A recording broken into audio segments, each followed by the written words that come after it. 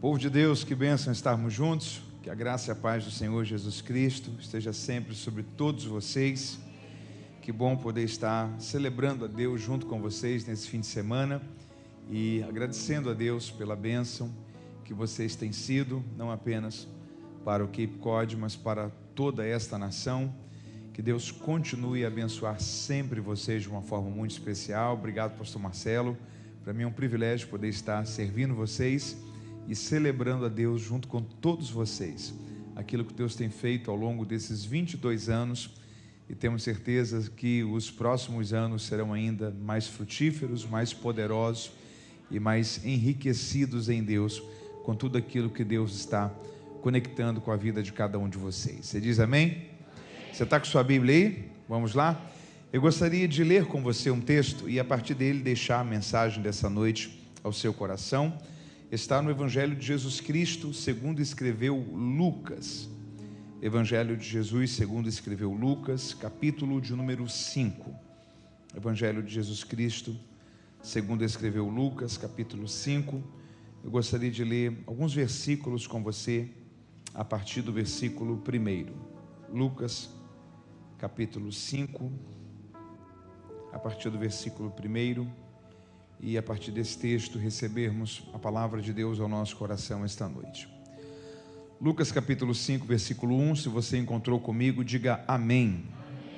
A palavra de Deus nos diz assim: Aconteceu que, apertando a multidão para ouvir a palavra de Deus, estava ele junto ao lago de Genezaré, e viu ali 2 barcos junto à praia do lago, e os pescadores, havendo desembarcado, estavam lavando as suas redes.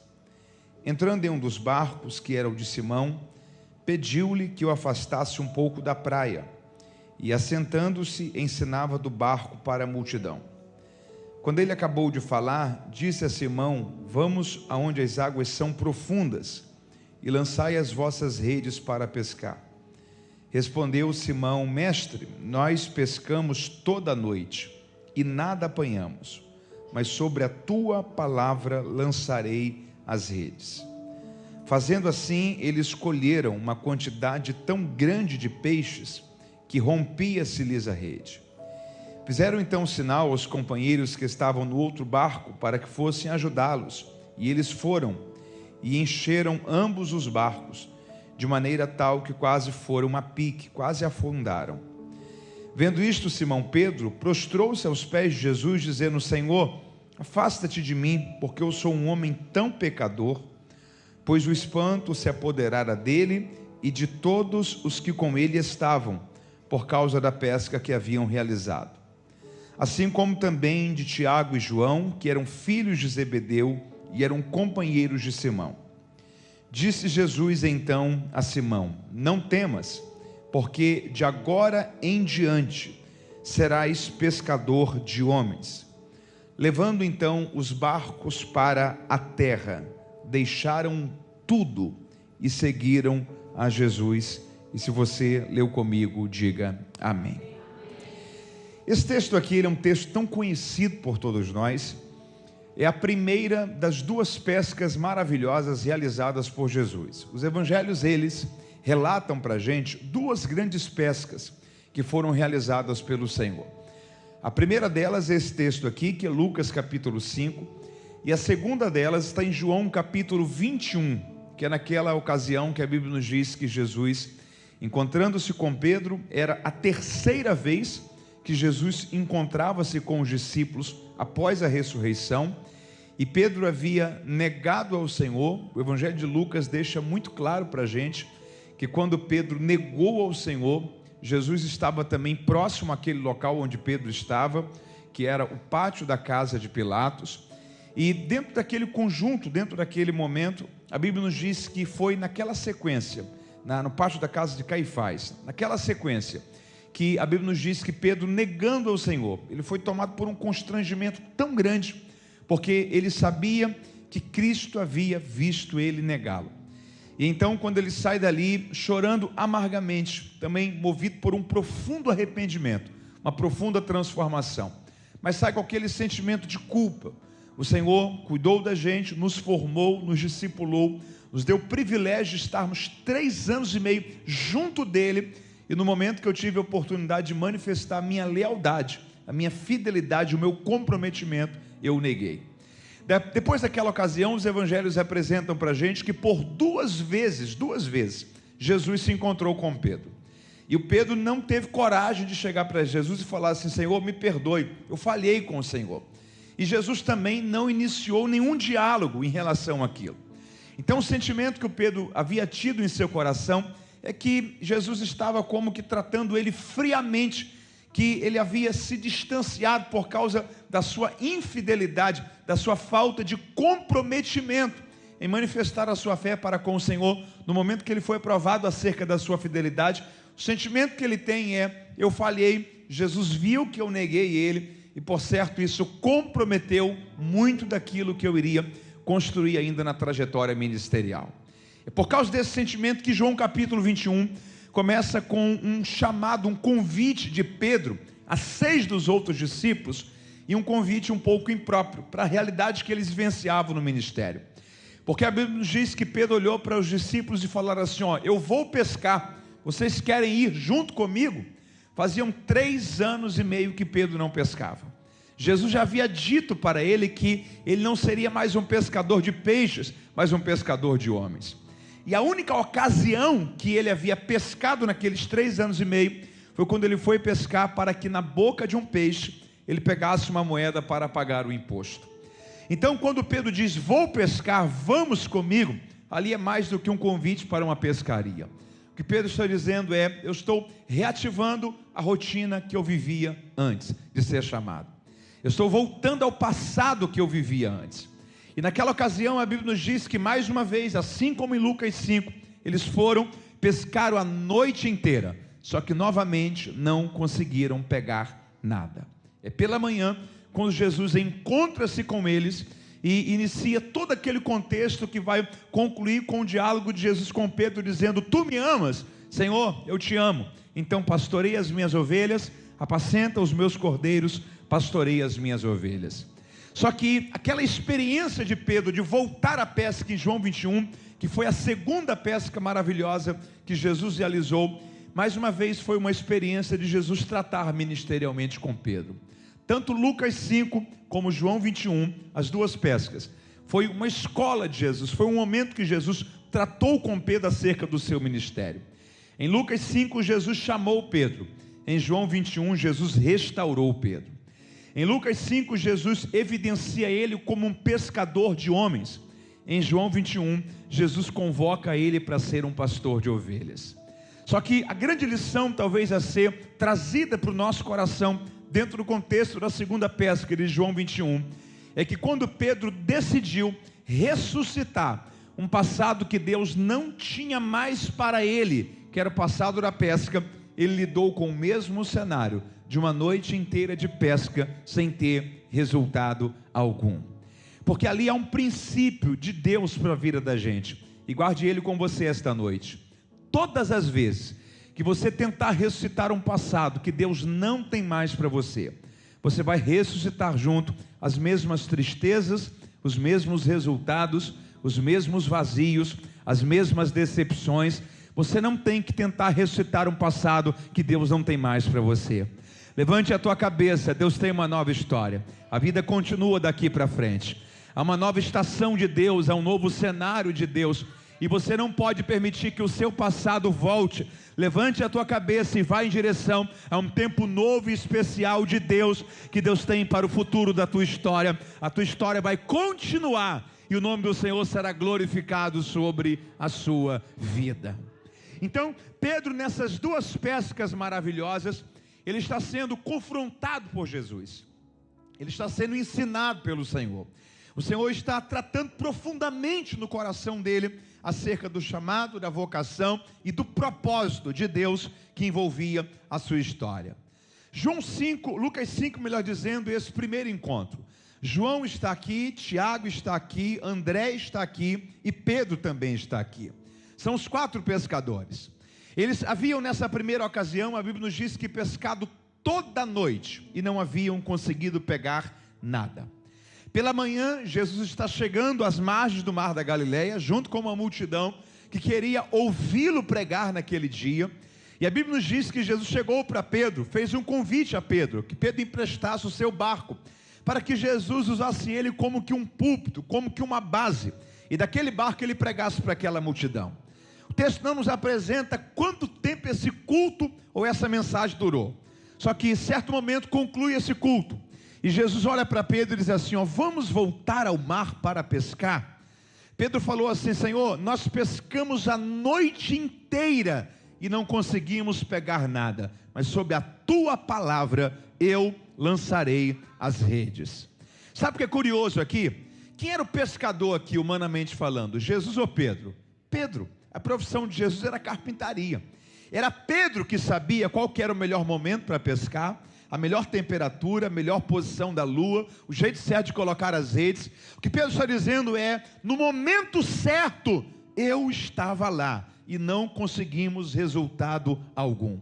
Agora não é o melhor momento, não é a melhor circunstância, não é a melhor condição para pescar, mas porque é o Senhor quem está mandando ir, nós vamos confiar, e nós vamos lançar as redes mais uma vez.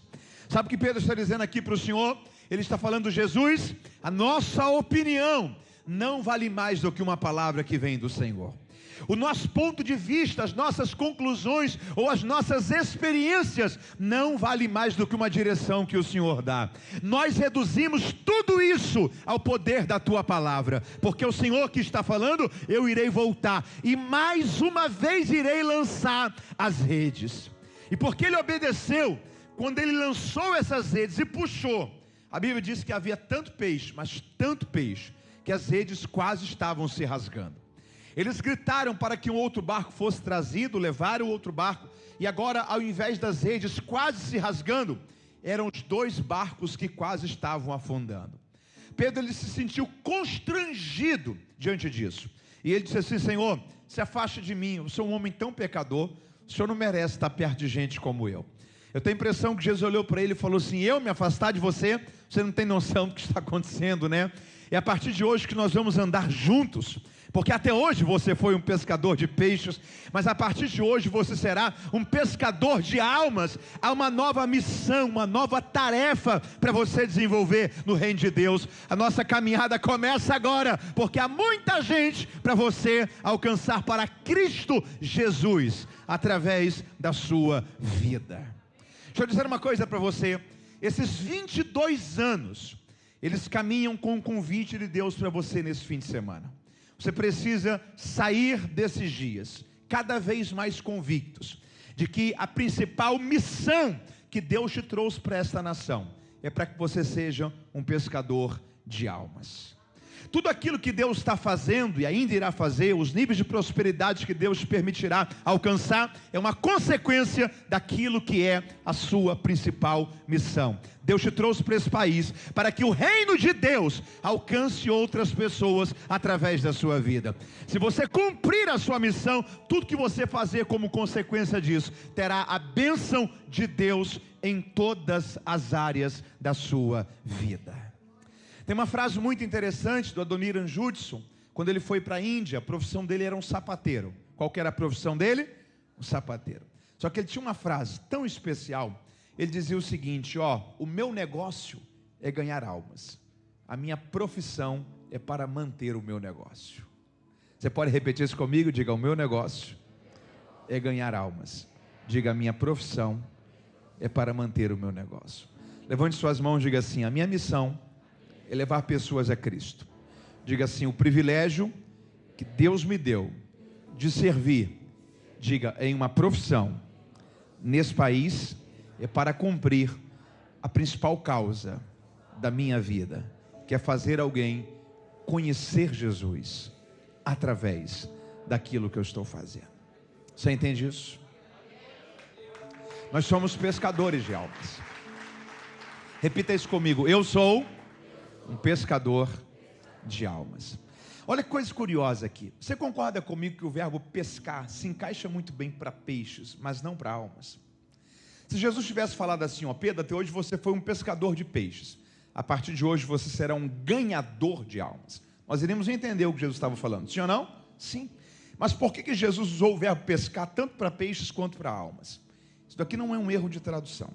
Jesus está sendo intencional em algo que ele está ensinando aqui. O que ele está dizendo aqui é o seguinte: Pedro, até hoje você foi um pescador. A partir de hoje você continua sendo um pescador. O resultado final que será diferente, mas o seu trabalho tem que continuar sendo o mesmo. Como assim, Senhor? Do mesmo modo que você nunca esperou que os peixes viessem até você, você também não pode esperar que as pessoas venham até você.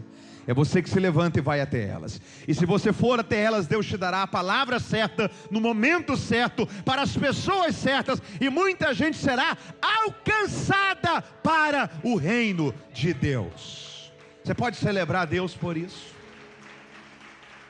Diga comigo, não são as pessoas que vêm. Diga, sou eu quem vou. Deixa eu fazer uma pergunta aqui para você. Qual foi a última vez que você falou de Jesus para alguém? Qual foi a última vez que você trouxe alguém não crente a esta igreja? Qual foi a última vez que você cumpriu a sua missão de um pescador de almas? Dr. Billy Graham, naquele texto que Jesus diz assim, ó, rogai ao Pai para que envie trabalhadores para a seara. Rogai ao Pai para que envie trabalhadores para a seara. Porque grande é a seara, mas poucos são os ceifeiros. A colheita que precisa ser feita é muito grande, mas tem pouca gente se envolvendo nessa colheita. O Dr. Billy Graham dizia um comentário muito interessante ali. Ele dizia, dentro de tantas comparações, dentro de tantas metáforas que Jesus poderia ter feito com as almas a serem alcançadas, ele fez a melhor de todas. Ele comparou as almas a serem alcançadas com uma colheita a ser realizada, porque em ambos os casos há um tempo limite para a missão. Há um tempo limite para a missão. Deixa eu contextualizar isso daqui para você. Imagina que você planta maçãs, ok? E a data certa de você colher as maçãs é o dia 10. Que dia? 10. Para que você tenha um prazo aí de mais 10 dias, para que essas maçãs sejam colhidas, encaixotadas e distribuídas para as cidades, estados, e seja distribuído para os comércios locais, e quem vai comprar essa maçã, compre ela entre o dia 15 e o dia 16, e ela ainda ter mais 4 dias com a sua condição excelente, para que seja consumida até o dia 20. Então você tem um prazo aí de 10 dias, desde que você colhe, desde que você armazena, envia, essas maçãs são distribuídas para que o prazo dela consumida até o dia 20 seja respeitado. Que dia que você tem que colher essas maçãs? Dia. Se você, ao invés de colher essas maçãs dia 10, colhe essas maçãs dia 17, o que acontece? Você desmonta toda a sequência, sim ou não? Quando essa maçã chegar no consumidor final, talvez ela não está mais apta para o consumo, porque toda colheita tem um tempo para ser realizada. Do mesmo modo, toda alma tem um tempo para ser alcançada. Tem gente que a gente consegue levar a Cristo essa semana, que semana que vem talvez não estará mais com a gente. Tem gente que a gente conseguia ter levado a Cristo mês passado, que esse ano não está mais vivo. Tem gente que a gente conseguia ter levado a Cristo ano passado, que esse ano não está mais com a gente. O Carl Evans, ele tem uma frase tão interessante, ele diz o seguinte: o Evangelho é uma boa notícia. O Evangelho é uma boa, porque o Evangelho é boas novas, ok? O Evangelho é uma boa notícia, só que ele só é uma boa notícia se chegar a tempo. O Evangelho é uma boa notícia, mas só é uma boa notícia se chegar a tempo. Deixa eu dizer uma coisa para você. Você precisa sair desses 22 anos encorajados a entender isso. Você é um pescador de almas. E Deus te plantou em lugares estratégicos para que você ganhe mais alguém, para que você alcance mais alguém, e para que a sua fé alcance alguém que ainda não foi alcançado. Você pode levantar as suas mãos e dizer assim: Senhor, me apaixone pela missão de levar alguém a Cristo que ainda não te conhece. Você precisa sair desses dias entendendo que você é um pescador de almas. Deixa eu fazer 3 perguntas aqui para você. Você está comigo aí? Diga amém. Tem alguém aqui que é crente hoje porque aceitou a Jesus, entregou sua vida a Jesus numa pregação do Billy Graham? Faz assim com a sua mão. Mateus, sou crente hoje porque aceitei Jesus numa mensagem do Billy Graham. Temos alguém? Não. Segunda pergunta. Tem alguém aqui hoje que é crente porque entregou sua vida a Jesus numa pregação do David Po Yong Cho, que foi o pastor da maior igreja do mundo, a igreja do Evangelho Pleno de Iodo, uma única igreja que chegou a 970 mil membros, quase 1 milhão de membros na Coreia do Sul. Tem alguém? Mateus, eu sou crente hoje porque aceitei Jesus numa pregação do David Puyongu-Cho. Temos alguém aqui? Também não. Terceira pergunta: tem alguém aqui hoje que é crente porque alguém falou de Jesus para você, no trabalho, na escola, na universidade ou em casa? Faz assim com a sua mão. A força que faz a igreja crescer é pessoas compartilhando a sua fé todos os dias, onde elas trabalham, onde elas estudam, onde elas moram. Você precisa entender que para você é o seu emprego, para Deus é um campo missionário.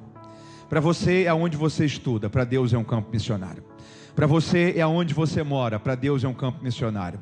Porque pessoas ganham pessoas para Cristo convivendo com elas. Guarde uma coisa com você: você será a única Bíblia que alguém irá ler. Você será a única Bíblia que alguém irá ler. Há pessoas que você convive com elas que elas nunca terão uma Bíblia em casa, elas nunca leram uma Bíblia.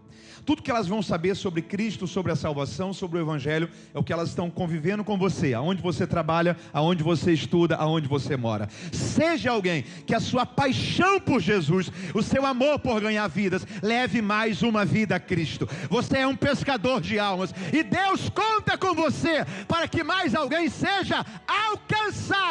O Evangelho vai chegar a tempo a alguém que ainda não foi alcançado. Deus vai usar a sua vida para que uma grande colheita seja realizada. Você entende isso e pode celebrar Deus por isso essa noite?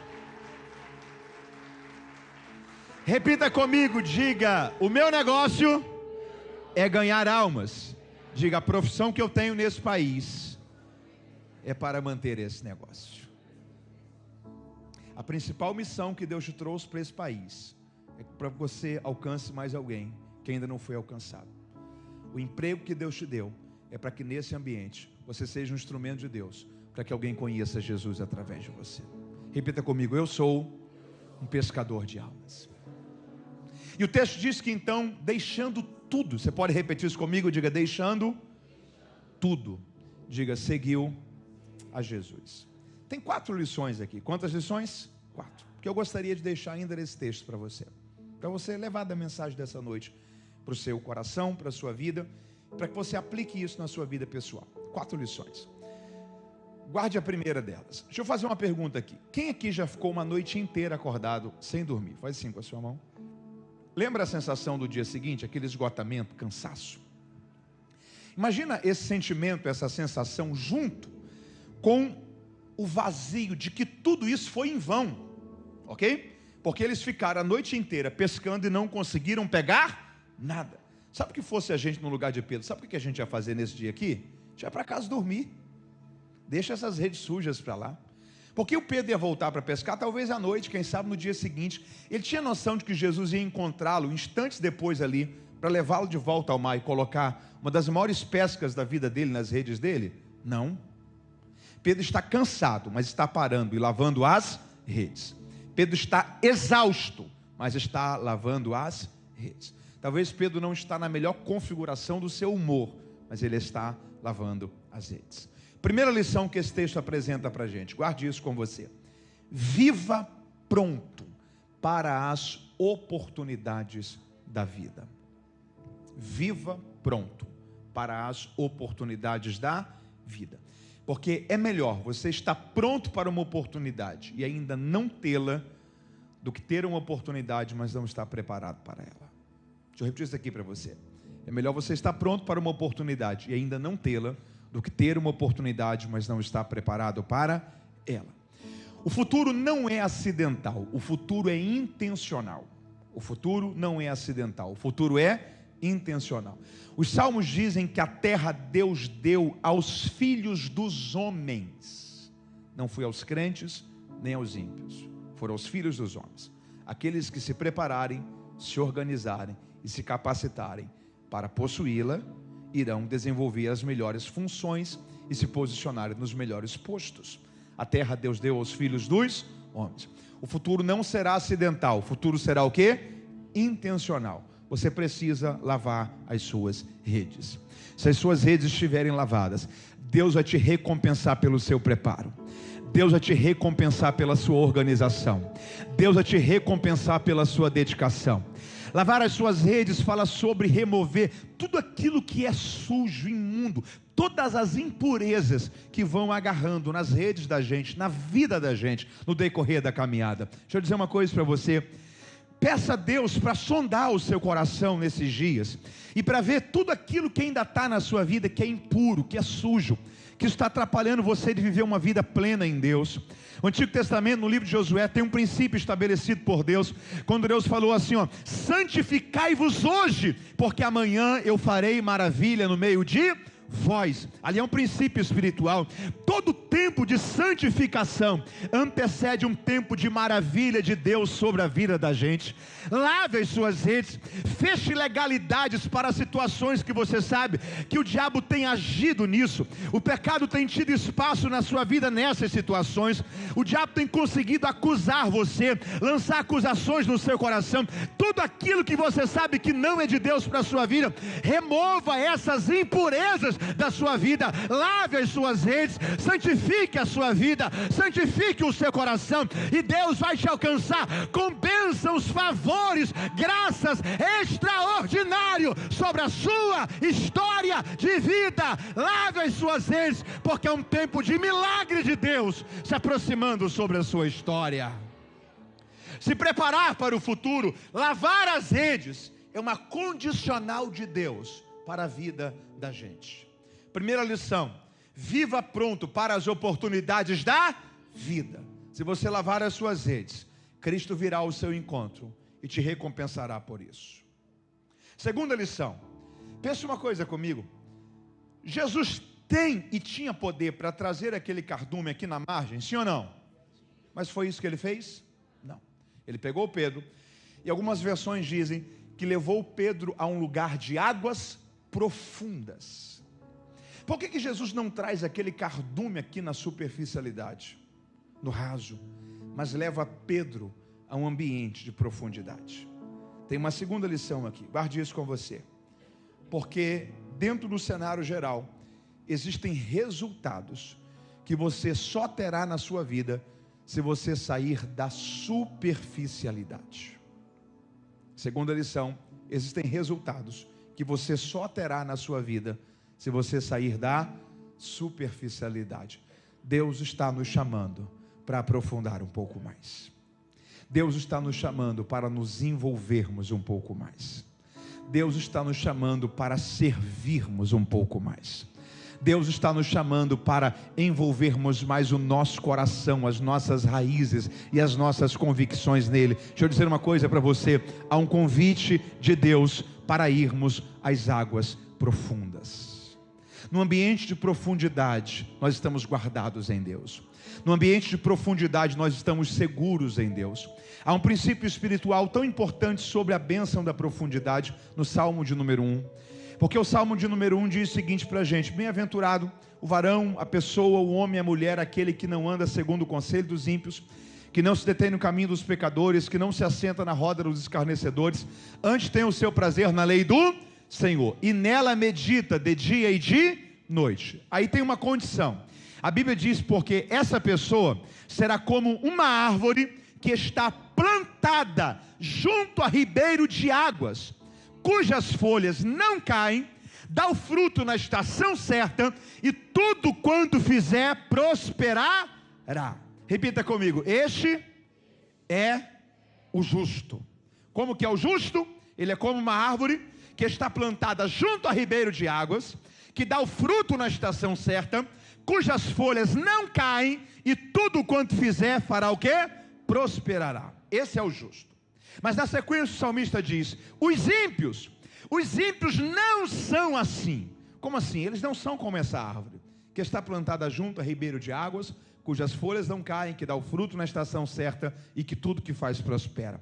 Como que os ímpios são então? O salmista responde: os ímpios são como a moinha que o vento espalha. O que é essa moinha que o vento espalha? O salmista está usando aqui uma linguagem agrícola, rural.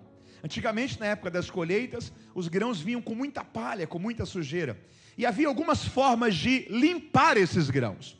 Uma dessas formas era literalmente você ir fazendo aquilo que era chamado de joeirar isso, que é como você pegava uma pá e começava a jogar isso para cima, porque no que o vento passava, dissipava essa palha.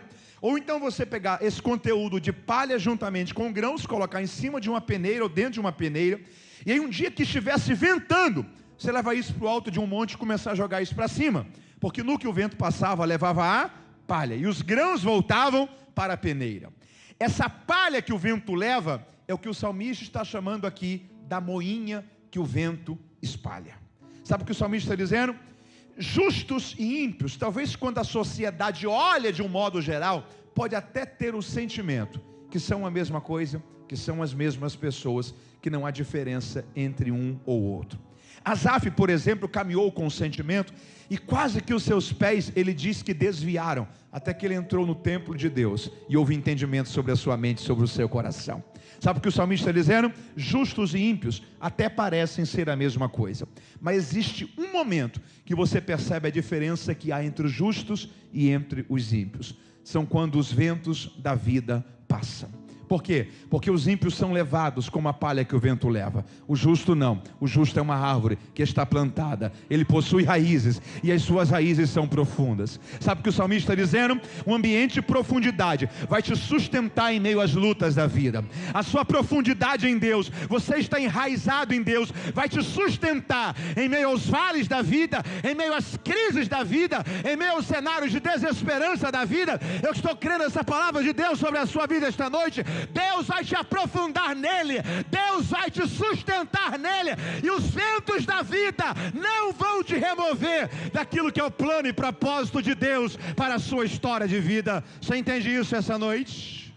Diga comigo: Senhor, ajuda-me, eu preciso me aprofundar mais. Guarde essa frase com você. Você nunca sabe sobre o que você é capaz de fazer até que você se lance nisso por inteiro. Você nunca sabe o que você é capaz de fazer até que você se lance nisso por inteiro. Ouça essa frase, eu já explico ela. Há uma pessoa idosa dentro de você. Há uma pessoa? Há uma pessoa? Ouça isso.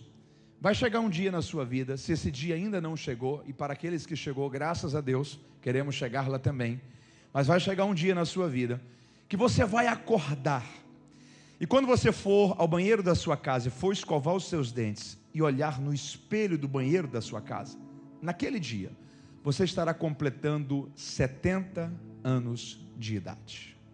Quantos anos? Quantos anos? Sabe o que você verá naquele espelho naquele dia? Uma pessoa idosa. Uma pessoa, sabe onde é que ela está hoje? Ela está aqui, sentada na cadeira que você está, me ouvindo pregar. Talvez você está há 30 anos de encontrar-se com essa pessoa, outros há 10, outros há 50. Eu não sei há quantos anos você está de encontrar-se com essa pessoa, mas viva uma vida que quando você encontrar-se com essa pessoa, você não se arrependa do que poderia ter vivido e não viveu, porque não se aprofundou. Do que poderia ter feito, mas não fez, porque não se dedicou mais. Do que poderia ter frutificado, mas não frutificou, porque não se esforçou. Eu estou crendo uma palavra de Deus sobre a sua vida esta noite. Há resultados que nós só teremos se sairmos da superficialidade, e Deus vai nos ajudar a nos aprofundarmos, porque nós vamos viver toda a jornada que Deus preparou para a nossa história de vida. Há um lugar de profundidade em Deus para a vida da gente. Você crê nisso? Deus nos convida a nos aprofundarmos. Terceira lição. Pensa uma coisa aqui comigo. Não teria sido muito mais fácil se Jesus tivesse chamado Pedro antes da pesca maravilhosa? Mas foi isso que ele fez? Não. Jesus chamou Pedro em que momento? Depois. Você acha que quando Jesus colocou aqueles 2 barcos cheios de peixe nas redes de Pedro, o que você acha que Pedro pensou? Você acha que Pedro olhou e falou assim: ah, que interessante, essa história aqui vai para a Bíblia. Você acha que ele pensou isso? Nada. Ele olhou para aquilo ali e ele entendeu aquilo na prática da vida dele. Qual que era a profissão dele? Pescador. Ele ganhava dinheiro vendendo o quê? Peixes. E ele tinha o que ali? 2 barcos cheios de peixes. Não teria sido muito mais fácil se Jesus tivesse chamado Pedro antes da pesca maravilhosa? Talvez se nós fôssemos Jesus, nós iríamos chegar para o Pedro e falar assim: Pedro, deixa eu fazer uma pergunta para você. Faz quanto tempo que você pesca aqui? Ele ia falar: Senhor, faz muito tempo. Qual foi a última vez, Pedro, que você pescou aqui e não conseguiu nada? Será que isso não é Deus fechando essa porta para você? Será que isso não é Deus dizendo para você que até hoje você foi um pescador de peixe, mas a partir de hoje você será um pescador de almas? Mas foi isso que Jesus fez? Não. Jesus colocou Pedro dentro do barco, colocou talvez a maior pesca da vida dele nas redes dele, para no final olhar e falar assim: Pedro, só tem um problema. Qual, Senhor? Esses peixes não pertencem mais a você. Deixe eles e me siga. Por que Jesus não chamou Pedro antes da pesca maravilhosa, mas chamou depois? Terceira lição, guarde isso com você. Porque dificilmente Deus chamará alguém quando esse alguém não tiver alguma coisa para renunciar. Eu preciso dizer a você esta noite que o chamado de Deus em nossa vida sempre estará atrelado a algum tipo de renúncia. Quando Mateus escreve esse texto, Mateus diz: e Pedro deixando o barco e deixando o seu pai. Pedro deixando o barco e deixando o seu pai. A Bíblia não está fazendo ali apologia a deixar pai e mãe, desonrar pai e mãe, nada disso. O que a Bíblia está dizendo é o seguinte: haverá momentos que para você seguir Jesus, você vai ter que deixar coisas, o barco. Mas haverá momentos que para você seguir Jesus, talvez você vai ter que deixar até pessoas. Haverá momentos que para você andar com Deus, talvez você vai ter que repensar com quem você está andando. Você pode levantar uma de suas mãos aí e diga assim: Senhor, me apresente quem são os seus amigos, porque eu não quero ser amigo de quem não é amigo do Senhor.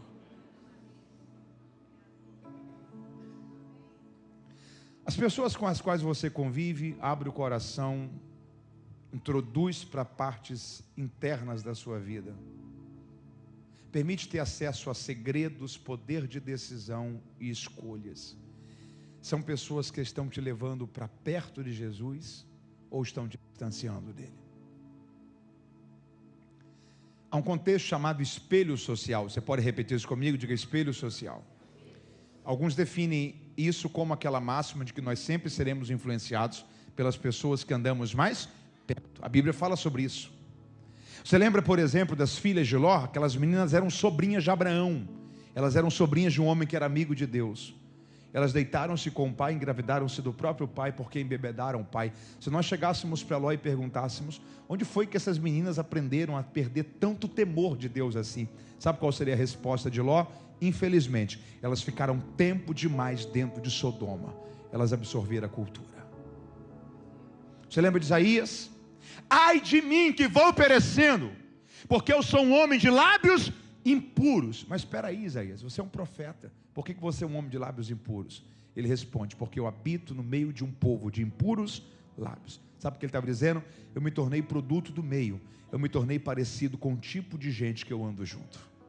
Porque se você anda com gente que pecado para ele é algo normal, daqui a pouco você é tentado a pensar assim também. Se você anda com gente incrédula, daqui a pouco você está duvidando também. Se você anda com gente que não quer nada com Deus, fala mal de igreja, fala mal de pastor, daqui a pouco você está reproduzindo isso também. Mas se você anda com gente que ama Jesus, daqui a pouco você está buscando mais a Ele também.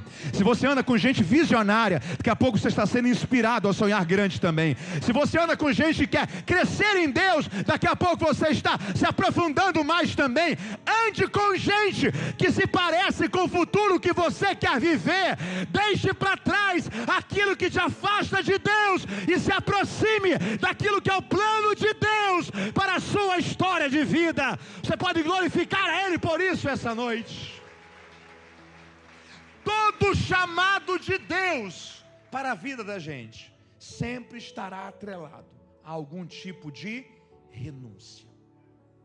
Todo culto tem um altar. Você pode repetir isso comigo? Diga: todo culto tem um altar. Repita comigo: todo culto tem um altar. E altar é lugar de quê? Sacrifício. Todo culto tem alguma coisa que a gente tem que renunciar no coração, que a gente tem que olhar e dizer: Senhor, eu sei que isso está me fazendo pecar, eu quero dizer não para isso. Eu sei que isso está me fazendo gastar os meus dias naquilo que não é o teu caminho, o teu projeto para a minha história. Eu estou sacrificando isso. Todo culto tem um altar. Nesse dia aqui, o altar de Pedro foi os 2 barcos.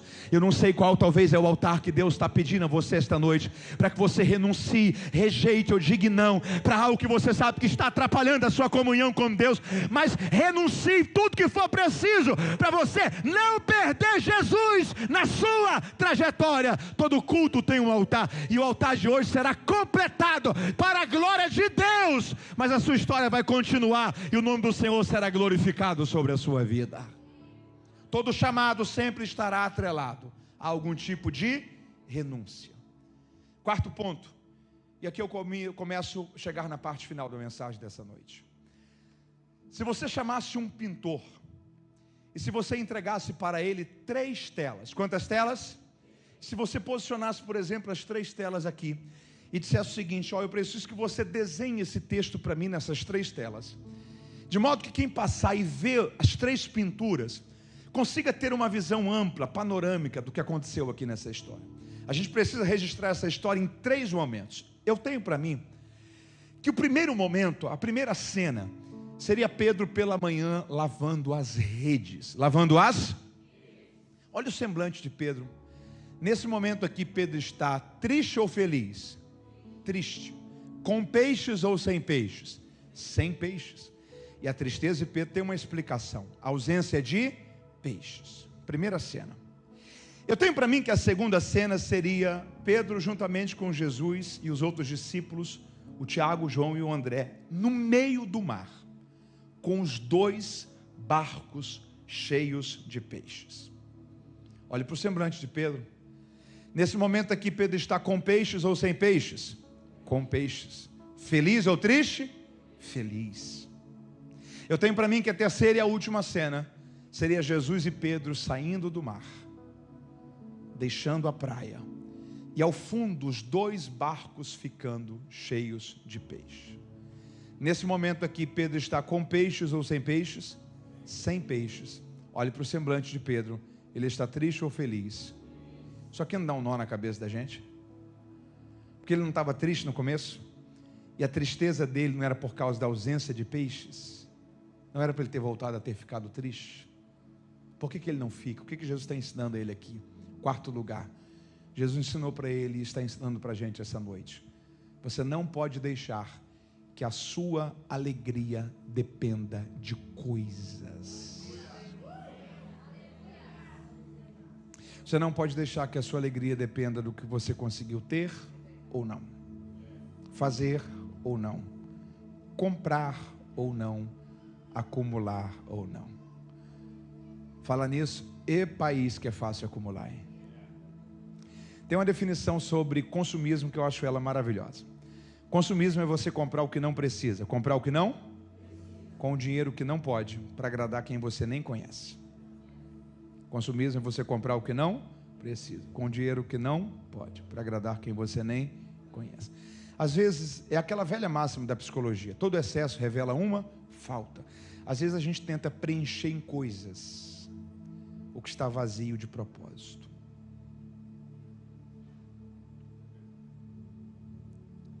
Como anda a plenitude de contentamento dos nossos corações? Será que às vezes a gente não leva a vida da gente a pensar que a nossa alegria depende de coisas? Abacuque fez uma oração tão interessante. Ele disse: ainda que a figueira não floresça. Orar isso hoje é fácil, a gente vive em uma sociedade industrializada. Abacuque vivia uma sociedade agrícola e rural, que tudo que eles precisavam tinha a ver com o campo, as plantações e as criações. Mas ele disse: ainda que a figueira não floresça, ainda que não haja o fruto da vide, ainda que o produto da oliveira minta, ainda que os campos não produzam os seus mantimentos e as vacas dos currais sejam arrebatadas, eu não vou deixar que a minha alegria dependa de coisas. Todavia, eu me alegrarei no Senhor e exultarei no Deus da minha salvação. Paulo deixa para a gente um conselho. Ele falou o seguinte: eu aprendi a me contentar. Você pode repetir isso comigo? Diga: eu aprendi a me contentar. Paulo deixa para a gente ali 3 lições sobre contentamento. Quantas lições? Primeira, repita comigo: aprendi. Paulo está dizendo, contentamento não é algo que a gente nasce sabendo. Contentamento é algo que a gente aprende. Segunda lição, aprendi a me contentar não tendo. Aprendi a me contentar? Terceiro, aprendi a me contentar tendo. Eu tenho para mim que aprender a contentar tendo é mais difícil do que aprender a se contentar não tendo. Aprender a contentar quando se tem é mais difícil do que aprender a se contentar quando não se tem. Tem uma frase tão interessante do filho do John Davis Rockefeller. Eles já eram bilionários. Rockefeller foi o primeiro bilionário do mundo. E aí perguntaram para ele, quanto que vocês ainda precisam para ser felizes? Ele respondeu, sempre um pouco mais. O que eu tenho já não me satisfaz. Quando Rockefeller morreu, perguntaram para familiares próximos de Rockefeller, você sabe quanto que Rockefeller deixou de dinheiro? Ninguém definia a cifra. Aí chegavam para outras pessoas, você sabe quanto que Rockefeller deixou de dinheiro? Ninguém sabia. Aí chegaram para um amigo próximo de Rockefeller e disse assim, quanto que Rockefeller deixou de dinheiro? O amigo falou assim, ele deixou tudo, ele não conseguiu levar nada. Curiosamente, sabe qual é a única porção de dinheiro aqui dessa vida que você vai conseguir resgatá-la na eternidade? É aquela que você não segurou com você aqui. Curioso isso, né? A única porção de dinheiro que passa pela minha mão, que eu vou conseguir acessá-la como recompensa na eternidade, é a que eu não segurei comigo aqui. É a que eu não coloquei ela num ambiente onde a traça corrói, o roubo acontece, a ferrugem destrói. Jesus fala sobre um local chamado Reino de Deus. Dr. Shedd tinha um comentário tão interessante, ele falava o seguinte, invista no Reino de Deus, porque lá os dividendos são eternos, juros são para sempre. Quando uma igreja é plantada e você ajuda a plantar uma igreja, quando um missionário é enviado e você ajuda a enviar um missionário, você não tem noção de como o seu investimento no reino de Deus vai transformar pessoas. Às vezes uma família inteira será salva porque você possibilitou que um missionário fosse, que uma igreja foi aberta. A gente não consegue precisar aonde o poder de uma semente financeira no reino de Deus alcança. Por quê? Porque a nossa alegria não pode depender de coisas. Um dos principais males do nosso tempo, e aqui eu fecho essa mensagem para orarmos, tem sido um problema chamado depressão. Você pode repetir isso comigo? Diga depressão. A palavra depressão, ela vem de uma linguagem topográfica. Uma depressão é um afundamento de terra. A depressão é um vale. Daqui que a psicanálise, todas as ciências sociocomportamentais tiram a ideia de depressão. Quando você tem duas montanhas e no meio você tem um vale, e esse vale é o quê? É uma depressão. E daqui todas as ciências tiram a ideia de depressão, que é a ideia de um afundamento nas emoções. É quando parece que a vida perdeu o sentido, a vida perdeu o seu brilho, não há mais motivo para sonhar e viver. A depressão, por sua vez, tem sido a principal causa de um problema chamado suicídio. Você sabia que a última coisa que o suicida quer é morrer? O suicida não quer morrer. Se você conseguisse acessar a consciência do suicida 5 segundos antes dele perder a consciência, ele está tentando respirar, ele está tentando voltar, ele está tentando viver. O suicida não quer morrer, ele quer pôr fim à dor. Só que no desespero de pôr fim à dor, a forma mais fácil que ele encontra de pôr fim à dor é colocando fim à vida. Mas tem uma coisa que o suicida está tentando, é viver. A principal causa do suicídio tem sido um problema chamado depressão. Porque pessoas que enfrentam uma depressão, às vezes são tentadas a desisti-la no meio, a encerrá-la no meio. Uma depressão não é para ser findada no meio, uma depressão é para ser completada, porque a depressão não é só a descida, a depressão é a subida de uma nova estação, e é a continuidade, porque a vida continua depois da dor, a vida continua depois das crises, a vida continua depois do vazio, a vida continua depois das angústias. Talvez eu estou pregando para alguém esta noite que está enfrentando que a sua alegria tem sido perdida, que as circunstâncias têm tentado roubar a sua paz. O Senhor está dizendo, Cristo é a fonte da sua alegria. Levante sua cabeça. A história não pode terminar no ponto mais baixo dessa crise. Busque forças em Deus. Termine essa depressão. Como que você termina uma depressão? Não é desistindo, mas é olhando levantando a cabeça, olhando para frente, entendendo que há uma nova subida, há uma nova história, há uma continuidade, porque vales não são para sempre, vales têm um final, e o final do vale é quando você continua uma nova subida, porque a história de Deus vai permanecer e vai continuar sobre Ele a sua vida. Cristo é a fonte da nossa alegria. A nossa alegria não vai depender de coisas. Você pode glorificar a Deus por isso.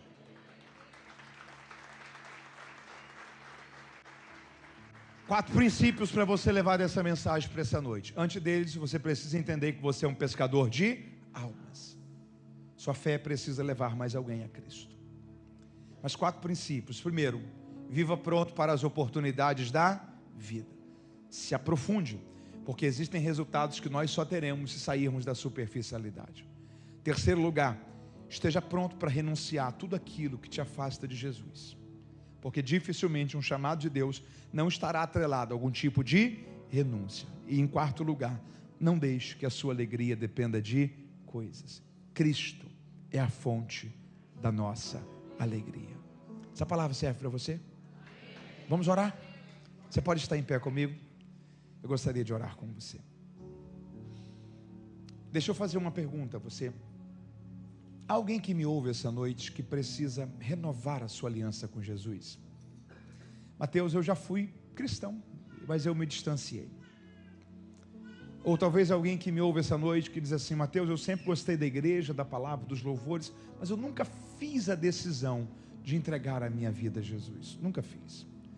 Se eu estou falando a alguém esta noite que ou está distante dos caminhos do Senhor, ou nunca fez a decisão de se tornar um cristão, de experimentar mais de perto esse amor, essa presença tão doce de Jesus, eu gostaria de dizer a você que Jesus está te chamando para se aprofundar um pouco mais esta noite. Jesus está te chamando para iniciar uma fase nova, um ciclo novo, uma estação nova. Há uma vida para Cristo esta noite? Um pai, uma mãe, um jovem. Tem uma frase que eu gosto muito dela, ouça ela. Só sabe a falta que faz Jesus em uma casa quem cresceu em uma casa que Jesus não estava nela. Só sabe a falta que faz Jesus em uma casa quem cresceu em uma casa que Jesus não estava nela.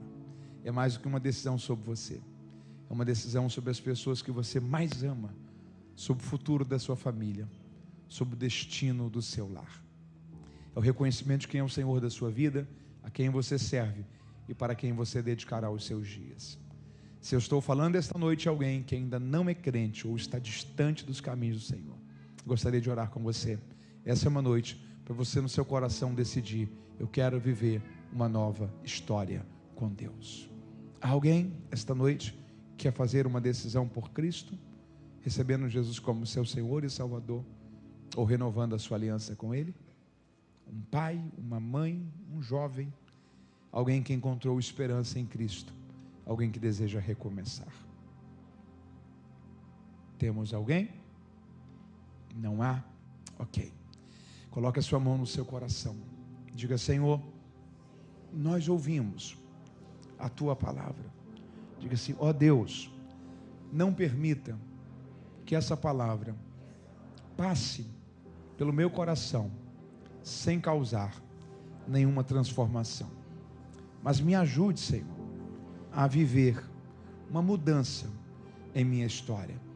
Também no meu entendimento, ajuda-me a sair daqui orando a oração que Jesus ensinou a orar. Que o Senhor levante trabalhadores para a seara. Eu quero ser um desses trabalhadores. Eu quero ajudar a ganhar o Cape Cod para Jesus. Diga assim: Senhor, use a minha vida e que através de mim alguém possa conhecer a Ti, em nome de Jesus. Vamos louvar ao Senhor? Em pé como você está, celebremos a Deus com a próxima canção.